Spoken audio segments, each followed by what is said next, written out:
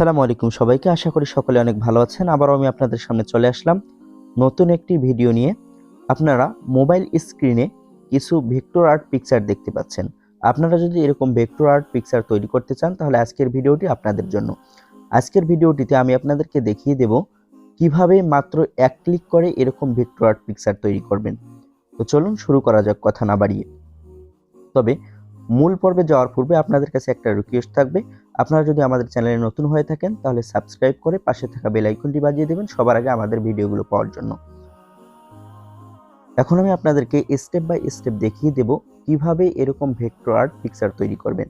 এরকম vector art picture তৈরি করার জন্য সর্বপ্রথম আমাদের ছোট একটি অ্যাপ্লিকেশনের প্রয়োজন হবে। অ্যাপ্লিকেশনটি আপনারা প্লে স্টোরে গিয়ে টোনমি লিখে সার্চ করলেও পেয়ে যাবেন, অথবা আমি আপনাদের সুবিধার্থে ভিডিও ডিসক্রিপশন বক্সে অ্যাপ্লিকেশনটির লিঙ্ক দিয়ে দেবো, সেখান থেকে আপনারা ডাউনলোড করে নেবেন। এখন আমি আপনাদেরকে দেখিয়ে দেবো প্লে স্টোর থেকে কীভাবে অ্যাপ্লিকেশনটি আপনি ইনস্টল করবেন আপনার ফোনে। সর্বপ্রথম আপনারা প্লে স্টোরে চলে যাবেন। প্লে স্টোরে চলে যাওয়ার পর এখানে সার্চ বারে লিখবেন টোনমি, TOONME লিখে সার্চ করবেন। সার্চ করার পর প্রথমে আপনারা যে অ্যাপ্লিকেশনটি দেখতে পাচ্ছেন 22 MB, এই অ্যাপ্লিকেশনটি আপনারা আপনাদের ফোনে ইনস্টল করে নেবেন। অ্যাপ্লিকেশনটি ইনস্টল হয়ে গেলে আপনারা ওপেনে ক্লিক করে দেবেন।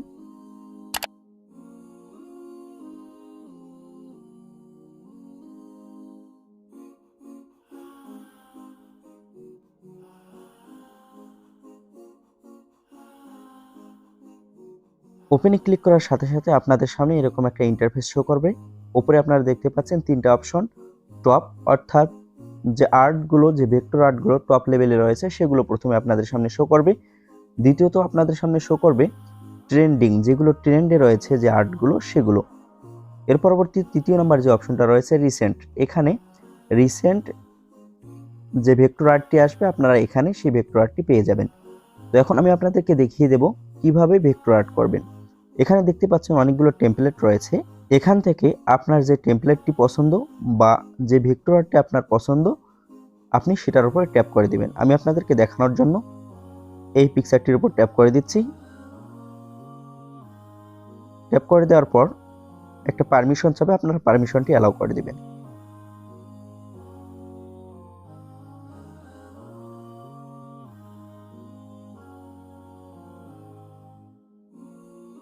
অ্যালাউ করে দেওয়ার পর আপনারা দেখতে পাবেন যে এখানে আপনার ফোনের গ্যালারির পিকচারগুলো শো করবে। এখান থেকে আপনি যে পিকচারটিকে ভেক্টর আর্ট করতে চাচ্ছেন সেই পিকচারটির উপর ক্লিক করে দেবেন। আর এখান থেকে যদি আপনি কোনো পিকচার না নেন বা গ্যালারি থেকে এখানে পিকচার আনতে চান, সেজন্য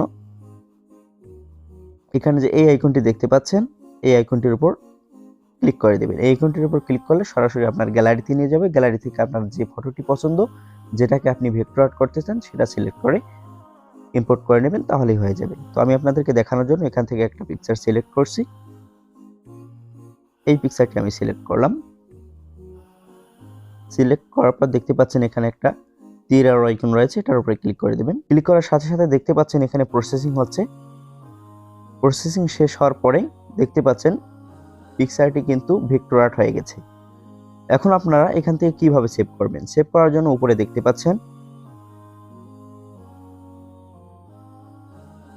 শেয়ার আইকন, শেয়ার আইকনের উপরে ক্লিক করে দেবেন। শেয়ার আইকনে ক্লিক করে দেওয়ার পর এখানে নিচে দেখতে পাচ্ছেন ডাউনলোডের উপর ক্লিক করে দেবেন। ক্লিক করে দেওয়ার সাথে সাথে পিকচারটি আপনার গ্যালারিতে সেভ হয়ে যাবে। তো আজকের ভিডিও পর্যন্তই। ভালো থাকবেন, সুস্থ থাকবেন, দেখা হবে নতুন কোনো ভিডিও নিয়ে। খোদা হাফেজ।